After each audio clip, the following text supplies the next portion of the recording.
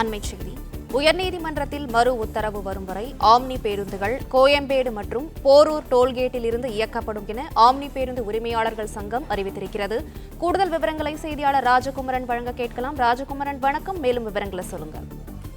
சென்னையிலிருந்து புறப்படக்கூடிய அரசு பேருந்துகள் ஏறக்குறைய ஒட்டுமொத்தமாக கிளாம்பாக்கத்திற்கு மாற்றப்பட்டு விட்ட நிலையில் கிளாம்பாக்கத்திலிருந்து ஆம்னி பேருந்துகளையும் புறப்பட செய்யக்கூடிய வகையிலே முடிச்சூரில் 42,70,00,000 மதிப்பீட்டில் 150 ஆம்னி பேருந்துகளை நிறுத்தக்கூடிய வகையில் புதிய பேருந்து நிறுத்தத்தை ஆம்னி பேருந்துகளுக்காக தமிழ்நாடு அரசு உருவாக்கி இருக்கின்றது. இந்த நிலையில் தான் ஆம்னி பேருந்துகள் ஒட்டுமொத்தமாக அந்த பகுதியில் இருந்துதான் இனி இயக்கப்படுமா என்கின்ற ஒரு கேள்வி எழுந்த நிலையில் அதை மறுக்கக்கூடிய வகையில் ஆம்னி பேருந்து உரிமையாளர் சங்கத்தினர் இந்த தகவலை தெரிவித்திருக்கின்றார்கள்.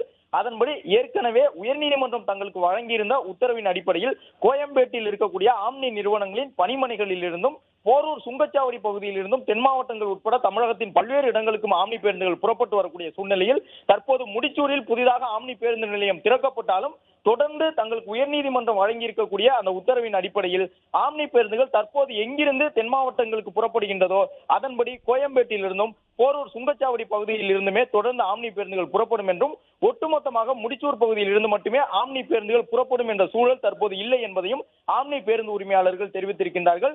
போரூர் சுங்கச்சாவடியில் இருந்தும் கோயம்பேடு பணிமனை பகுதிகளில் இருந்தும் தற்போது புறப்படக்கூடிய இடங்களில் இருந்து தொடர்ந்து ஆம்னி பேருந்துகள் புறப்படும் என்பதை இதன் மூலம் அவர்கள் தெரிவித்திருக்கின்றனர்.